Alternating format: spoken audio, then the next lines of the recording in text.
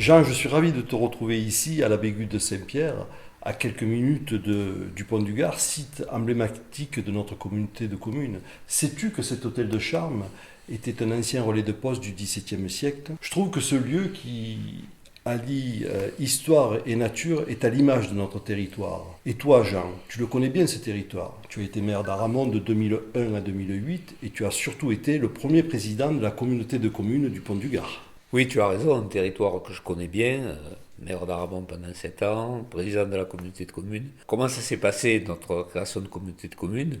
C'était la vogue de créer des communautés de communes, l'État poussait à la création, donc déjà les élus du canton d'Aramon à l'époque, on s'est réunis pour voir si on pouvait faire quelque chose. Et rapidement, on est venu à l'idée qu'on était quand même un peu trop petits, qu'il fallait se rapprocher aussi du canton de Romoulins, ce qui a été fait. Et là, les discussions ont commencé avec les élus, avec la préfecture, pour voir comment monter une communauté du Pont du Gard. J'ai bien compris que l'intérêt, c'était de s'allier entre les communes pour justement être plus fort, mais sur quelle base, quelles étaient les spécificités qui ont permis justement de se regrouper tous ensemble? L'idée, ça a été de dire on a les mêmes formations culturelles, les mêmes habitudes, les courses camarguaises, toute la vie sociale fait que jeunes, on s'est tous retrouvés ensemble régulièrement et que on avait des affinités à ce niveau-là qu'on n'avait pas forcément avec des grosses agglomérations, des grosses collectivités autour de chez nous. Donc essayer de monter quelque chose dans cet esprit-là, entre villageois et retrouver nos racines. Alors effectivement, il semblait évident que c'était dans l'intérêt de ce territoire de se regrouper à plusieurs, parce qu'à plusieurs on est toujours plus fort que seul. Mais vous aviez imaginé des projets d'envergure, de grands projets à ce moment-là, ou c'est venu par la suite cette réflexion? Disons que des problèmes de la vie quotidienne, par exemple le problème de la garde des enfants avec des communes qui avaient des crèches municipales, associatives, d'autres qui avaient que des nounous, et les gens qui étaient demandeurs de ce genre de choses. Donc effectivement, on s'est penché là-dessus. Après, il y avait l'aménagement du territoire. C'était l'époque où on parlait de numériser les plans cadastraux, de faire des systèmes d'information géographique. Bon, donc on s'est penché aussi sur cette partie-là. Et puis, il y avait aussi la volonté de développer l'économie ou de la soutenir. Et on verra que c'est pas évident. On a quand même réussi à faire la maison de la pierre à Vers. C'était déjà pas mal, un pôle d'excellence rurale. Bon, mais c'est vrai que ça correspond à ce que j'ai lancé, mais après, je suis resté sur le côté, volontairement d'ailleurs. Alors, on en est cette communauté de communes qu'on a créée il y a 20 ans.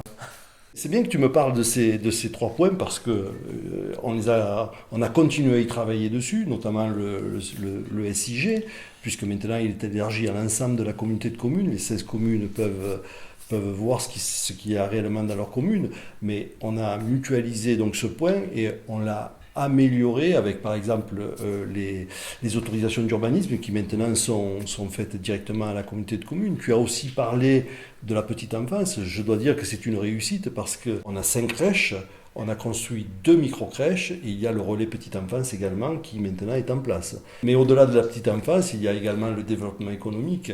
Et nous avons maintenant donc cette compétence et à partir de là, on essaie de créer dans tout le territoire des zones d'activité économique parce que ce territoire a besoin d'emplois et donc c'est notre objectif majeur, c'est effectivement la création dans diverses communes et je pense que peut-être on pourra en parler un peu plus tard si tu veux. Je te ferai part de nos projets de manière à ce que tu puisses te rendre compte du travail important qui a été fait et qui va continuer à être fait dans les années à venir. Avec ton équipe, tu avais lancé l'idée du relais fluvial des esters à Aramon. Et nous, justement, on est en train de... Ce relais maintenant existe, des bateaux arrivent, les touristes sont là. Et donc, le territoire bénéficie de ce que vous avez mis en place à l'époque. Oui, c'était l'objectif, c'était de faire arriver les touristes sur notre territoire et avoir une entrée du département sur le Rhône. C'est en bonne voie. C'est réussi. On avait aussi relancé l'action culturelle en organisant des spectacles, entre autres sur le site du Pont du Gard qui se prêtait bien. Je vois qu'aujourd'hui ça continue, dans chaque commune il y a des spectacles organisés, il y a des manifestations. Donc merci de prolonger l'idée de départ. Effectivement, on a souhaité continuer cette façon de procéder, de mettre dans chaque commune des spectacles différents, que ce soit pour les adultes ou que ce soit aussi pour les enfants, parce qu'il ne faut pas oublier Big Zazou, par exemple, pour les enfants. Et puis, on a aussi ce réseau intercommunal de bibliothèques qui va voir l'arrivée de la navette début 2023, début janvier 2023.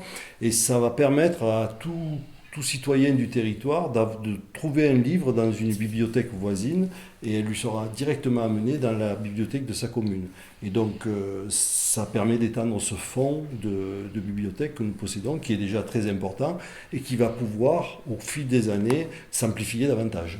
Nos prédécesseurs, et je crois que toi tu y étais déjà plus à cette époque-là, ont travaillé sur différents points concernant notamment la sécurité, avec la création de la police intercommunale de nuit, avec la création du CISPD, avec le Mobilipass qui permet aux enfants d'apprendre à rouler à vélo sans grosse difficulté. Et puis il y a eu cet événement dont je suis particulièrement fier parce que je l'ai initié, si tu veux, c'était les premières assises des violences faites aux femmes, parce que quand on se rend compte qu'à l'heure actuelle on est encore obligé d'organiser ce type d'événement, on se dit que finalement c'était quelque chose qu'il fallait faire.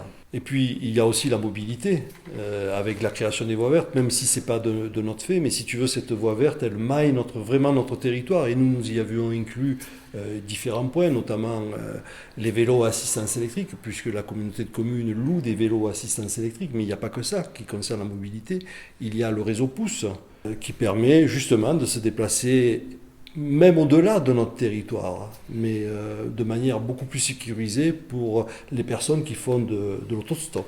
Puis il ne faut pas non plus oublier le succès des bus de la mer qui permettent à nos habitants pour 1 € d'aller tout l'été sur les plages quand on n'a pas forcément les moyens de se déplacer. Et puis également, il faut aussi le voir sur l'aspect environnemental, parce qu'il vaut mieux un bus que 20 ou 30 voitures qui vont à la plage.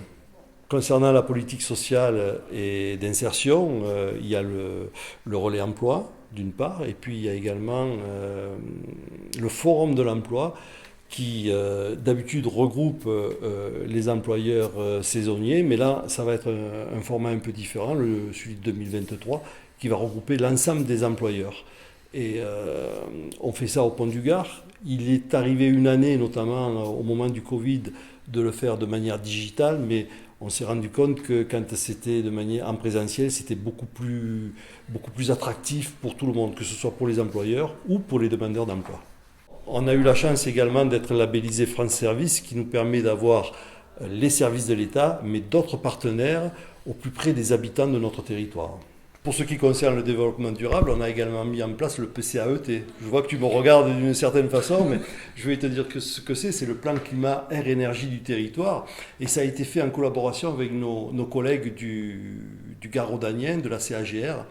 Et donc ça permet effectivement de prendre ensemble la température du territoire, de mettre en place le guichet unique pour permettre justement aux citoyens de ce territoire de pouvoir améliorer l'efficacité thermique de leur bâtiment.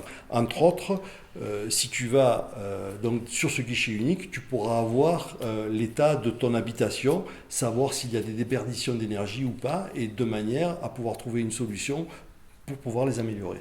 En ce qui concerne la collecte et le traitement des déchets, nous avons été les précurseurs en 2009 pour la distribution de composteurs. Distribution que nous continuons encore maintenant à mettre en place. Et on a amélioré la déchetterie de Coms pour permettre aux usagers d'avoir le meilleur service possible. Et puis Jean, j'aimerais te parler également du développement économique et que je vais qualifier de durable, parce que notre projet de territoire justement a ce mot durable en permanence pour tous les projets que nous envisageons. Les créations de zones artisanales, que ce soit à Montfrin, que ce soit à Maine, l'extension de la zone industrielle d'Aumazan, dans laquelle nous allons consacrer pratiquement 10 millions d'euros. Je voudrais aussi te parler des PEM, des pôles d'échange multimodaux, avec l'arrivée des trains dans les gares d'Aramon, de Romoulin, de manière à pouvoir après desservir Avignon et au-delà vers Bagnols et Pont-Saint-Esprit. C'est toujours dans cet élan de durabilité du territoire afin d'arriver à une décarbonation, parce que tu sais que la loi nous contraint d'avoir une décarbonation en 2050 et nous avons, nous, choisi de l'avancer de 10 ans pour y arriver en 2040. Alors il y a également les aires de covoiturage qui vont permettre justement à tous nos concitoyens de pouvoir se déplacer de manière durable également sur tout le territoire. Et puis nous sommes en train de travailler sur la création d'un pôle territorial avec le Grand Avignon qui s'appellera le pôle territorial du Grand Avignon, dans lequel participent 8 intercommunalités, dont 2 gardoises, la CAGR et donc la communauté de communes du Pont du Gard, parce que notre territoire est vraiment un trait d'union entre 2 régions, entre PACA, Provence-Alpes-Côte d'Azur, et l'Occitanie. Et nous avons choisi d'aller puisqu'on avait le choix entre plusieurs items dans ce pôle territorial, d'aller surtout sur le pôle mobilité, de manière justement à montrer l'importance que notre territoire avait dans la construction de cette nouvelle entité. Voilà, Pierre, merci de tous ces renseignements et surtout des projets que tu annonces.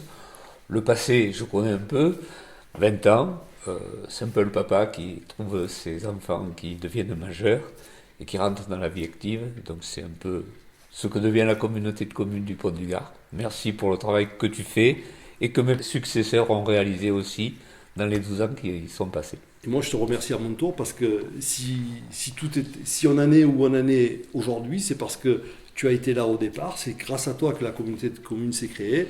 Et donc, j'essaye de mon mieux justement de fédérer tout le monde de manière à pouvoir la faire encore avancer vers un avenir durable. Voilà. Merci à toi, Jean. Allez, merci Pierre.